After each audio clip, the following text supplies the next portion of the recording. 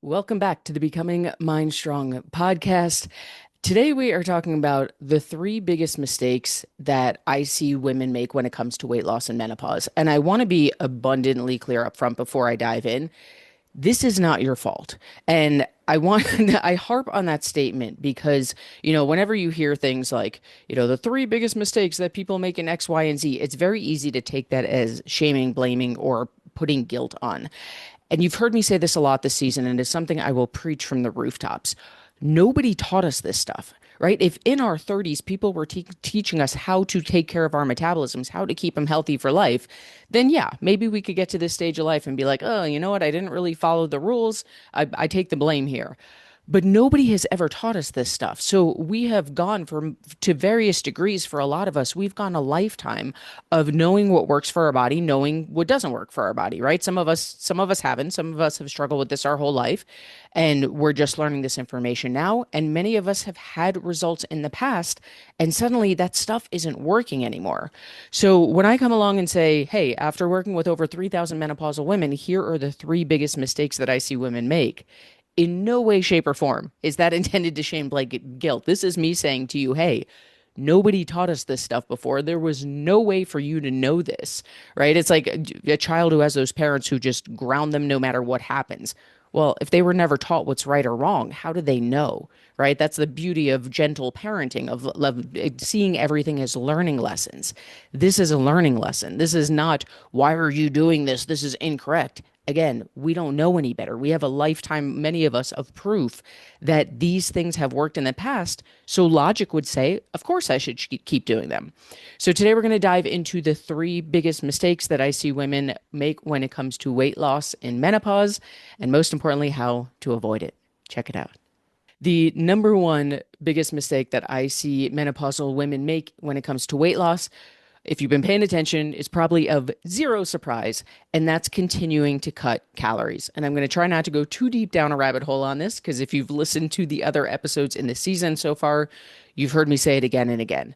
We have grown up in a society that says eat less, move more. And most of us have years of proof that when we want to lose some weight, we just eat less and move more. So menopause hits.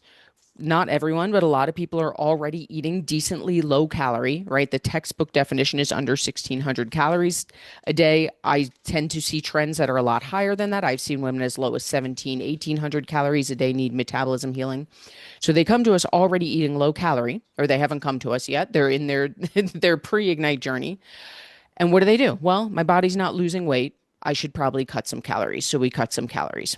It still doesn't work. We go to our doctor. Our doctor says, well, your weight's creeping up. You better cut some calories. So we cut some more. This is why, I mean, I've referenced in past episode, I have seen women as low as 500 calories a day. That's an extreme, but it is not an extreme. The number of women that come to us between 900 and 1,300 calories a day, that is the norm. That is the sweet spot that we see time and time again. And if you listen to the 5-part series that we just wrapped up in this season, you understand why that's taking a 6-inch hole and digging it 6 miles long.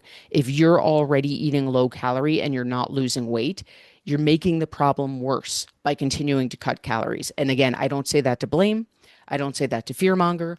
Nobody taught us any differently, but this is how a menopausal body works. This is how a body whose metabolism is not good at burning calories works. We have to stop the bleeding, meaning stop dropping your calories, and we need to start going through a healing stage. Mistake number two of the three biggest mistakes that I see menopausal women make when it comes to weight loss is cutting carbs. And obviously, this is a controversial subject because number one, we live in a society that demonizes carbs. And number two, once again, right, this all comes down to neuroscience. This all comes down to the proof our brain has. For most of us, we have proof that, yeah, but in my 20s, maybe my 30s, maybe even my early 40s, I went on a low carb diet and I lost a lot of weight. And when people come to me at this menopausal stage of life, eating low carb and clinging to that, right? But in the past, sometimes I look at them and lovingly joke, well, how's that working out for you now? Right? Because the reality is, if we can emotionally disconnect for a second and zoom out, if it was still working, we wouldn't be here. The proof is in the pudding. If you're already eating low carb in a menopausal body and it's not working, I promise you it's not going to work. Cutting out carbs, and this is where I make a lot of people angry, but I will die on this sword. Cutting out carbs in a menopausal body is one of the worst things you can be doing. Short of cutting your calories lower, lower, lower, which I would label as the worst thing, cutting out carbs would be second in line, in my opinion. We are living in a body. I'm going to repeat what we talked about in past episodes, right? One of the big biological changes that happens in menopause is that our estrogen naturally drops. One of the big roles, among many, many roles, but one of the big roles of estrogen is to help control cortisol. Carbs are our body's natural energy source. When your body needs energy, it goes to carbs for that energy first. I have tons of episodes about carbs, about keto, about all of that, why I'm not a fan for anyone. That is times a billion when you get in a menopausal body. Because if carbs are our body's natural energy source, and we're already living in a body where the name of the game is how do I control my cortisol, if you are not giving your body its natural energy source, what do you think you're doing to your cortisol levels? Right? I used my cheesy but favorite analogy of slamming the gas pedal on a sports car when the tank's on E. That's what we're doing. I have to this day, and I'm sure there's a couple out there, and I'm sure if I put this on social media, I would get a backlash of comments. To this day, I personally have not met a woman who's eating low carb and successfully losing weight in menopause. It is one of the worst things you can be doing for your body. Now, that sounds really scary for people who have their bodies become accustomed to low carb, right? A lot of times I say to people, you need carbs in menopause. And their answer is my body doesn't do well with carbs. Anytime I try to add in carbs, I get super bloated, I gain weight, whatever the story is. And the answer is, of course, because your body's not used to them. It comes back to that trust conversation. It's been years, maybe even decades without carbs. So what we're not going to do is come in and see you're eating, 50 grams of carbs a day and say, well, you need 150, you need 200. No, like you're never going to stick with it. You're going to bloat out the wazoo. You're going to gain weight.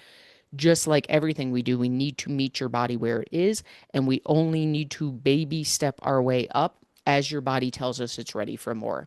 But if you're already doing low carb and it's not working, hear my words. Just like the low calorie conversation, stop the bleeding. It is not going to work. It's one of the worst things you can be doing for your menopausal body.